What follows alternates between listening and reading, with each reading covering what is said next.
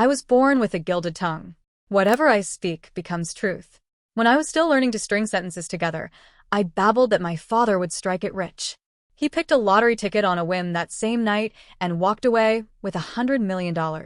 At 6 years old, I told the neighbors that the mayor's missing grandson would return home unharmed.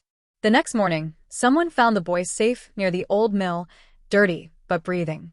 At 18, I typed an offhand comment online predicting that the collapsing Devereaux Corporation would bounce back. 2 weeks later, their stock exploded upward and dragged the entire company back on its feet. That is how I ended up invited into the Sterling family, treated as an honored guest, a living charm who could tip the scales with a single sentence. But the moment I stepped through the door of their mansion, someone yanked my hair from behind and threw me onto the cold floor. "You snake, you actually dared to seduce my fiancé, then chase him all the way here? You must be out of your mind." I tried to defend myself, but the girls circling me had already decided I was some shameless interloper. Kicks and fists found my ribs, my back, my arms. My silver bracelet snapped against the tile, and the taste of iron flooded my mouth. They did not know my gift came with a curse. Anyone who spilled my blood invited misfortune into their life. And judging by the growing sting along my cheek, the Sterlings were about to suffer for it. "Miss Summers, please sit down. Mr. Sterling will be back from the office very soon," the housekeeper assured me with a warm smile. "It's all good, thank you," I replied. My voice was a strange thing. One sentence could save a person, or ruin them. Mr. Sterling had not believed it at first. 2 years earlier, he had coaxed me to make a prediction as a test. I casually mentioned that his company stock would rise. By nightfall, it had shot up. That single miracle kept his corporation from collapsing. From then on, he treated me like a treasure he could not afford to lose. He even promised to add my name to the Sterling registry, a place of reverence for generations. I accepted only after repeated insistence. The servants fussed over me with wide, deferential eyes. I sat alone on a velvet sofa, waiting for Mr. Sterling, when a sudden rip of pain shot through my scalp. A crystal glass smashed against my forehead, and the world swayed under a veil of red. Through dripping blood, I saw Chelsea Quinn, her face twisted with fury. The two nearest servants panicked. "Miss Summers is Mr. Sterling's guest." "Who are you?" Chelsea shoved them aside. "I'm Leo's girlfriend, and this tramp tried to steal him from me." Her friends clustered behind her, their manicured nails bright under the chandelier. Disgust lined every sneer. "Look at her clothes. She's barely presentable. She really thought she could compete with Chelsea? What a revolting little parasite." Their voices whittled at me until I felt like nothing at all. I steadied my breath. "I'm not here for your boyfriend. Stop fabricating nonsense." I turned to leave, but Chelsea slapped me so hard the room spun. "Don't act innocent. I've seen you hovering around Leo, like a leech," she spat. "Let me guess, you dream about crawling into his bed, don't you?" I froze as the pieces clicked together. Leo Sterling had been chasing after me relentlessly, begging me to speak for his family again, showering me with attention. I thought he was simply desperate for another miracle. I never imagined he had a girlfriend like this. The servants finally moved to shield me and dab at my wounds. "My presence here has nothing to do with your relationship," I said coldly. "Your boyfriend is irrelevant. Mr. Sterling invited me." One maid added hesitantly, "Miss Summers has the gift of a gilded tongue. One sentence from her can come true." Chelsea burst out laughing. "If she is magic, then I'm a saint. She has been talking all evening, but nothing happened." She advanced, eyes gleaming like a cornered cat. Her friends circled around me. I stepped back. "If you touch me again, the Sterling family will not forgive you." Chelsea lunged and slammed my head into the floor. "Girls, get her. Let's teach this homewrecker how the world works." Blood trickled down my face in slow, heavy drops. My patience fractured. I fixed my eyes on Chelsea. "I am a guest of the Sterling family. You're not. Leave now, and I will let this slide." "Though your luck is already blackening," I thought. Being ignored sent her into a frenzy. She straddled my chest and swung her fists down, knuckles sharp and merciless. I could not fight back, but when she leaned in too close, I clamped my teeth onto her ear. Her scream ripped through the hall. Her friends rushed in, holding my arms and taking turns striking my face. They dragged me backward across the gravel path. My skull bounced painfully against the ground, each impact blurring my vision. A circle of stiletto heels closed around me. One heel pressed down onto the back of my hand, and I felt tiny bones shift with a sickening crunch. The first slap made my right ear whistle. That's for trying to ruin someone's relationship. The second burned across my cheek. You disgust me. The third tasted like metal. People like you don't deserve space to breathe. They yanked my hair until strands tore free. Nails scraped the corner of my eye. Warm blood seeped down my jaw. The two servants watched, trembling, too terrified to intervene. Call Mr. Sterling, I rasped. Right now. I sucked in a breath and warned Chelsea. If you keep this up, you will never be welcomed into this house. She kicked me again. You think I care? You're nothing but a country rat. All that gilded tongue talk is just a cheap scam. Admit it, you were just trying to seduce Leo. Her pointed shoe struck my ribs. I curled around the pain. My head hit the corner of a concrete step. Blood flooded my right eye. She grabbed my neck, slammed my face into a coffee table, and a broken porcelain shard sliced my chin open. Her final kick knocked the air out of me. Pathetic. I cradled my stomach, shivering. What is going on in here? The housekeeper rushed out, fruit platter forgotten. Her face went pale when she saw my state. She pulled me up gently. Miss Summers is Mr. Sterling's personal guest. He gave strict orders to treat her well. Who did this? Her gaze landed on Chelsea. Chelsea smiled, calm and venomous. Auntie May. Miss Quinn. Why are you here? Chelsea raised her chin. Guest? She is just a nobody. I am the one who will marry into the Sterling family. Auntie May hesitated, torn. After a painful moment, she let go of my arm. I collapsed onto the floor. Chelsea folded her arms with a triumphant smirk. Some gilded tongue. More like a con artist. Tell me, Auntie May, do you really believe a word she says? The housekeeper shrank back and hurried to Chelsea's side. There is no such thing as a gilded tongue. She is lying. My heart sank. Chelsea soaked in the housekeeper's flattery like it was sunlight. I was barely conscious, bleeding from more places than I could count, with no strength left to lift my head. Breathing felt like trying to inhale through water. Chelsea hooked a finger under my chin and forced my face upward. Her gaze snagged on the necklace at my throat. Before I could protect it, she tore it off.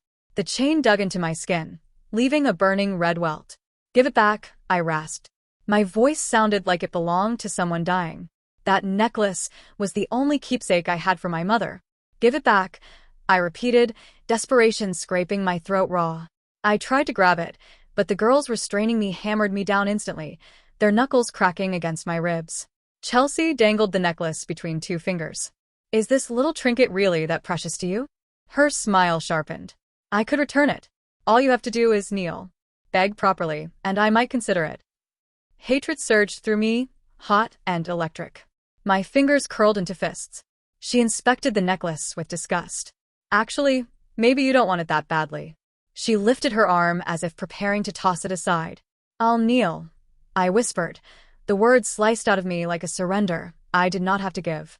Chelsea crouched down and patted my cheek like she was soothing a stray dog. Good. You're finally learning. I kept my eyes fixed on the necklace. Swallowing my pride until it burned, I lowered myself to my knees. Just get it back. Later, she will answer for everything. I lifted my eyes to her. Give it to me. Her grin stretched wide. Do you really think I'll hand it over simply because you ask politely? This is what happens when you crawl after someone else's man. She tossed the necklace to the floor and ground her heel into it. I watched in horror as the chain snapped and the locket folded under her shoe, flattening into twisted metal. You, I choked out, my voice shredded. I'll kill you. I lunged for her, hands trembling with rage, and grabbed her by the throat. She's insane. Get her away from me. Her friends ripped me backward almost immediately. My whole body trembled with fury. Chelsea Quinn, I spat. I will not forget this. They burst out laughing. Chelsea wiped tears from her eyes. Listen to her. A little rat from nowhere thinks she can threaten me. I'd love to see you try. Girls, go again. They fell on me without hesitation. This time, I didn't fight. I curled inward, letting their fists and kicks thud against my body like distant echoes. Oh wow, look at her, Chelsea cackled. We broke her. As blood pooled beneath me, I felt a strange calm settle in my chest. A slow, Cold smile curved across my split lips. The moment Chelsea saw my smile, her amusement curdled. "What are you laughing at?" she snapped, her face twisting. "Do you think this is a game? I'll wipe that smirk off your face permanently." I raised my eyes to hers and spoke quietly. "Your face is about to be ruined." Silence. Then her expression darkened like a sky before a storm. "You witch," she snarled. "How dare you curse me? I'll make sure you never speak again." She stormed toward me, rolling up her sleeves. But before she reached me, she slipped. The sharp crack of her fall echoed, followed by a scream. She clutched her face in both hands. "Chelsea, your cheek, look," one of her friends whispered. Chelsea scrambled for her compact mirror. When she saw the deep gash slicing across her cheek, her shriek doubled in pitch. Her eyes locked on me with unfiltered hatred. My gaze slid to the small razor blade lying on the ground near her shoe, glinting faintly. My smile widened. Chelsea lunged at me. "You cursed thing. You're the reason this happened. If you're going to run that mouth, I'll make sure you never speak again." Pain clawed through my body, but I held her glare. "You wouldn't dare." She huffed. "Why not? I'm going to be Mrs. Sterling one day. You're nothing." "Girls, hold her." Her friends pinned me instantly. Chelsea pulled 2 long needles from her purse, cold metal catching the light. "Time to silence you. Permanently. Even if you stab my throat, it will heal," I said softly. A faint shimmer of gold flickered in my eyes. No one noticed. The needles sank into my throat. Fire exploded through my body. My scream died before it could leave me. I writhed, clawing at the ground, but only a faint wheeze escaped. Chelsea beamed, thrilled. "See? This is what happens to women like you." Tears streamed down my face as pain radiated outward in sharp waves. Darkness crept into my vision. Auntie May hurried to Chelsea's side. "Future Mrs. Sterling, that is how you handle a deceitful woman. Back in my day, we would have tied her in a cage and sunk her in a river." I bit the inside of my cheek to stay conscious as the taste of blood spread across my tongue. Chelsea straightened her clothes. "You're right. A stain like her should be scrubbed clean. Girls, pick her up." Just as they moved in, a deep, thunderous voice cut through the air. "Who are you people, and what do you think you're doing outside my home?" "Elara." Mr. Sterling had arrived. Mr. Sterling froze when he saw me. His cane slipped from his hand and clattered on the pavement as he stumbled toward me. "Elara, sweetheart, what happened to you?" Chelsea recognized him instantly. She stepped forward with a practiced smile. "Uncle, it's me, Chelsea, Leo's girlfriend." He turned toward her, and before she could finish another word, he struck her across the face. The slap rang out like a crack of thunder. "Do you have any idea what you've done?" Chelsea touched her cheek, her expression twisting into something sharp and ugly. "Uncle, she's not who you think she is. She tried to seduce Leo. I caught her and taught her a lesson. Someone had to put her in her place." She sounded proud, almost expecting applause. Mr. Sterling trembled so violently it looked like he might collapse. "Seduce Leo? You fool, do you know who this girl is? She is the only reason our family is still standing. Her words kept our business alive when we were seconds from ruin. Are you trying to drag the entire Sterling name into the ground?" The blood drained from Chelsea's face. She staggered back as if someone had shoved her. Her friends instantly abandoned her. "She told us this girl was nobody, just some bumpkin with no background," one squeaked. "Yeah, she said to rough her up. We just followed her lead. This has nothing to do with us," another added. Chelsea shook her head, stunned. "No, that can't be." Mr. Sterling cut her off, already dialing. "Get back here. Now." His voice was ice. Leo arrived in under 10 minutes. One look at me and his expression turned murderous. He didn't even hesitate. He marched to Chelsea and kicked her square in the stomach. She folded over and spit blood, gasping. "Leo, wait, let me explain." "Explain what?" he roared. When she was barely talking, she muttered that her father would get rich, and he won 100 million that night. When she was 6, she said a missing kid would come home, and he showed up the next day. At 18, she posted that a dying company would rebound, and 2 weeks later its stock exploded. Our entire future depends on her. And you dared touch her? He yanked her up by her hair and slapped her again. Chelsea shook like a leaf, her face chalk white. She looked desperately at her friends, but they were already stepping away from her. "Chelsea, how stupid are you?" one hissed. "You attacked someone without even checking who she was. This is your mess." Don't drag us into it. Yeah, all her idea. They snatched their bags and fled, leaving her alone. Mr. Sterling helped me to my feet. Chelsea's downfall should have felt satisfying, but the ache in my body swallowed the feeling whole. Leo looked like he wanted to tear her apart with his bare hands for dooming their family. Chelsea bit her lip until it bled. Her eyes darted to me, then she clung to Leo's arm.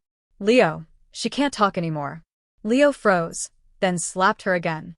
Are you insane? Do you have a death wish? Mr. Sterling faced me, horror tightening every line of his face. Alara.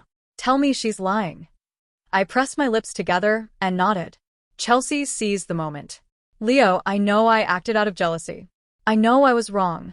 But she's useless to you now. She can't predict anything anymore. I thought of something. Something that can still save your family. She leaned close, whispered in his ear, and a spark lit in his eyes. Seeing that, she softened her voice. Leo, I only did those things because I care about you. This plan is our only chance now. We have to try it. Leo turned to his father. Dad, she's lost her gift. She has no value left. Chelsea is my girlfriend. I want to side with her. Let's just let this girl go. Mr. Sterling struck him with his cane. Are you letting a woman do your thinking for you? Do you even grasp what is happening to this family? Leo rubbed his arm. Dad, we don't even know if her gift was real. Maybe it was coincidence. Chelsea's idea makes more sense. She says it will work. He leaned in and explained the plan. The moment Mr. Sterling looked at me again, something dreadfully cold filled his eyes. Chelsea raised her phone. Uncle, I have over 1 million followers. Real ones. Trust me, I can turn this around. She's just an ordinary girl. I can do so much more for you. Mr. Sterling hesitated. I could see temptation eating at him. Leo pushed harder. Dad, if you don't trust her, trust me. This is our best shot. Mr. Sterling finally looked at Chelsea. How sure are you? Her eyes flashed with triumph. She opened her page. Completely sure. Leave it to me. After a long look at her account, he nodded. Bring her inside. My stomach dropped. I backed away, pulse racing. I knew exactly what they planned. Leo came toward me slowly. Superstitions end today, he said. Let me show you how the real world works. His hand clamped over my nose and mouth, cutting off my air. Chelsea kicked me from behind. My vision blurred. My lungs burned. Then a voice roared through the haze. What do you think you're doing?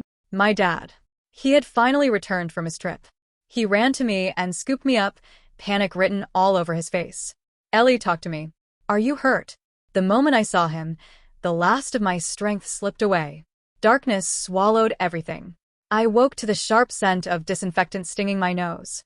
When I opened my eyes, the first thing I saw was my dad hovering over me, face drawn tight with worry.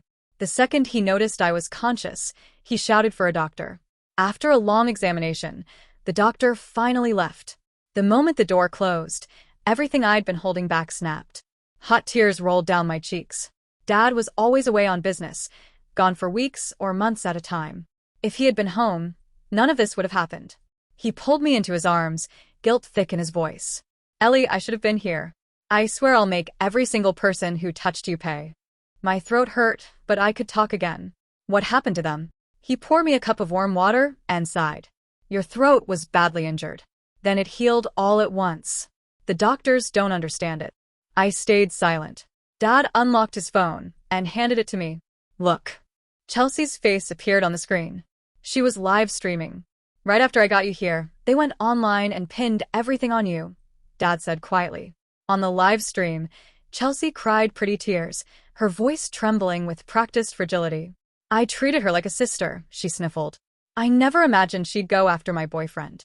You don't betray a friend like that. I just don't understand why she did it. She pressed on, pouring syrup over every lie. She was from a poor family, so I spoiled her with the brand gifts I received. I didn't know I was inviting a snake into my home. The comment section attacked me like a pack of wolves. Soon after the stream ended, Sterling Enterprises released an engagement announcement. Chelsea and Leo engaged. The internet lost its mind, calling them saints, soulmates, and the perfect modern couple. Leo's carefully crafted image only strengthened the illusion. The company's stock rose. The family's reputation recovered. And I was left to rot. My social media accounts were exposed. My inbox filled with threats. People posted my personal information everywhere. They even discovered what hospital I was in. Every morning, new packages showed up. I didn't need to open them to know what was inside. Rotting animals. Dead snakes. Someone even sent funeral wreaths, praying for my death. Each time Dad saw them, fury lit his eyes. He wanted blood. I squeezed his hand. Dad, calm down. Did you forget who your daughter is? His expression darkened. Ellie, if I could choose, I'd wish you never had this ability. I knew it came from concern. I smiled. Well, thanks to this ability, no one can push me around. He didn't argue. He just wanted to sign my discharge papers. I glanced at the pile of hateful packages and let a cold smile curl at the corner of my mouth. You're all going to sleep peacefully tonight, but wake up to your world falling apart. Within hours, everyone who sent me something horrific suffered disasters. Car crashes, house fires, freak accidents. The ones who cursed me online tripped into streaks of relentless misfortune. One by one, they collapsed like dominoes. No one suspected me. They blamed fate, bad luck, anything but me. Dad took me home. Not long after, my phone rang. Chelsea. I answered without changing my expression. I told you not to mess with me, she sneered. Oops, I forgot. You can't talk anymore. Such a waste, losing that special gift of yours. I smiled. Strange you say that, since I'm talking just fine. Silence. Then panic. How are you speaking? The doctors here are brilliant, I said lightly. They patched me up. Anyway, Chelsea dear, should I wish for your dramatic downfall or simply wish you dead? I savored the way her breath hitched. You dare use that cursed mouth on me? She screeched. I won't let you get away with it. You already tried your best, I said calmly. I'm still here. What else should I fear? She snapped. I don't believe you. That ability of yours is just a myth. I chuckled, slow and taunting. Believe whatever makes you feel safe. Then I hung up. My phone rang again almost immediately. Then again. Then again. She wouldn't stop. I ignored it and went to eat dinner with Dad. When I came back, I had over 100 missed calls. I lifted an eyebrow, typed one simple message, and hit send. Your career is about to end. Her reply was instant, a flood of panicked questions. I ignored everyone. Half an hour later, she went live. I opened the stream. Chelsea sat in front of the camera, sobbing like her world had ended. I treated her like a friend, she wailed. If she would just apologize, I'd forgive her. Then she played an edited version of our call, twisting my words to make herself look like the wounded angel. Pathetic. I waited. A few minutes in, the decorative cabinet behind her shook, then toppled. The crash made her jump, but the chat saw what she didn't. A hidden compartment split open on impact. Inside, piles of blood-stained cat pelts spilled out. Her viewers began screaming in the chat. Chelsea turned around, saw the mess, and her face went corpse white. She cut the stream immediately. 10 minutes later, her account was breached. One by one, leaked photos of her with dozens of men appeared. Then videos.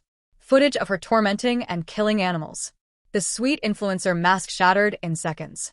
Chelsea tried to delete the posts and issue explanations, but no one believed her.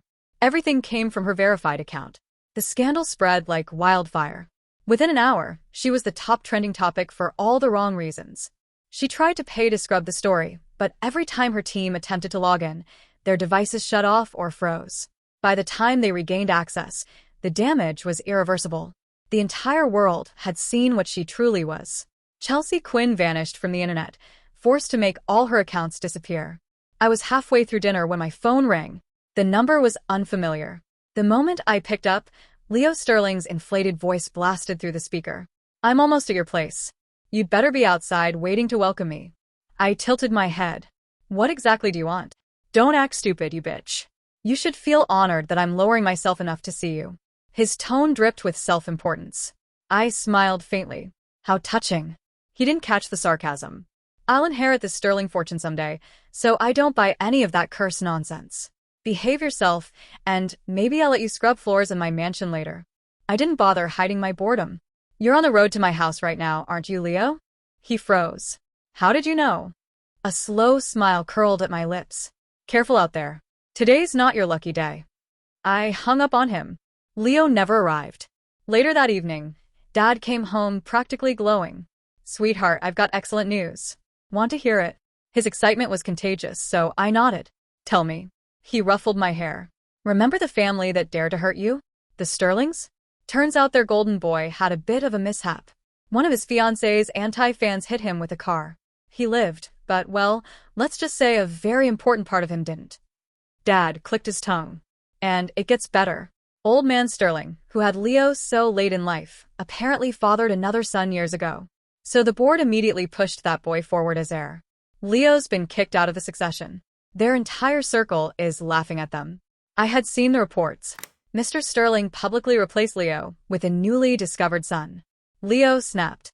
When no one was watching, he strangled the boy. That was the beginning of the end. The blow was too much for the elderly patriarch. He collapsed. While he was hospitalized, the government announced an investigation into Sterling Enterprises, including tax fraud and corporate espionage. Their stock tanked. Their partners withdrew. Their mistress, ever practical, emptied the family's accounts and vanished. When Mr. Sterling heard the news, he barely held on to consciousness. He grabbed Leo's hand and rasped, "Find the Summers girl. Now." I was in the middle of a beautiful dream when the chaos arrived. The next morning, I walked into the living room to find the Sterlings waiting. Mr. Sterling sat in a wheelchair, a small and defeated shadow of the man who once towered over his entire industry. Leo stood beside him, hollow-eyed and haggard, like all the life had drained out of him. And next to them was Chelsea. Mr. Sterling's voice cracked with emotion the moment he saw me. "Elara, my dear, you finally agreed to see us." He kicked Chelsea in the back so hard she stumbled forward. "This worthless creature lied to us. I'm giving her to you. Do whatever you want with her. Please save us. Please." Leo dropped to his knees, so fast the impact echoed in the room. He slammed his forehead against the floor again and again. "Miss Summers, no, our savior. Please forgive us. It was all our fault. Save Sterling Enterprises, I beg you." Blood streamed down his face as he kept bowing. I lifted my hands helplessly. "I'm afraid I can't help. My ability only works once a year. After she damaged my throat, I had to use this year's chance to fix myself." Mr. Sterling froze. He clearly wasn't expecting that. "No, you're still angry. You must be lying." I shrugged. "Believe what you want. I've told you the truth." I glanced at Chelsea. Covered in bruises, eyes empty. The Sterlings only valued what was useful. They threw me away the second they thought I had nothing left. Now they would toss her aside just the same. Mr. Sterling suddenly snapped. He seized Chelsea by the hair. "You filthy witch, this is your fault." He slammed her head against the wall repeatedly. Chelsea didn't even try to fight back. Her voice was faint and ragged. "You blame me? You chose this. Every part of it. Greed blinded you. This isn't on me, it's on you." Before I could process her words, Mr. Sterling knocked her to the ground and kicked her mercilessly. She just lay there laughing weakly, as if the pain no longer mattered. "Suffer, you bitch," he screamed. He dragged her across the floor, shoved open the window, and pushed her out without hesitation. The instant he stepped back, a heavy flower pot dislodged from a balcony above and crashed onto his skull. He died on the spot. 3 people had arrived. Only one remained. Without Mr. Sterling, the company was consumed by its competitors within days. Leo's mind shattered completely. Chelsea's circle of friends who tormented me were diagnosed with severe, life-altering illnesses. The housekeeper who once fawned over Leo met a grim end, stabbed to death by him during a breakdown. No one found her for days. Dad gently stroked my hair. "Let the world forget you ever had this gift." I nodded firmly.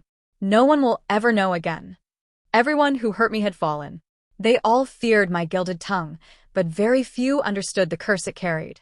From that day on, I vowed never to use my ability again. I wanted a quiet life. The fall of the Sterling family became nothing more than a footnote in the endless churn of time. I finished packing my suitcase and turned to Dad. He watched me, with sadness softening his features. "Do you really need to leave?" I hugged him. "It's just a trip. I'll come back. I promise." "You've carried so much for so long," he murmured. "Go see the world, but don't forget to write." I waved as I walked away. If I stayed, he'd find a reason to give me another hour-long lecture. From here on, I would simply live. Slowly, quietly, freely.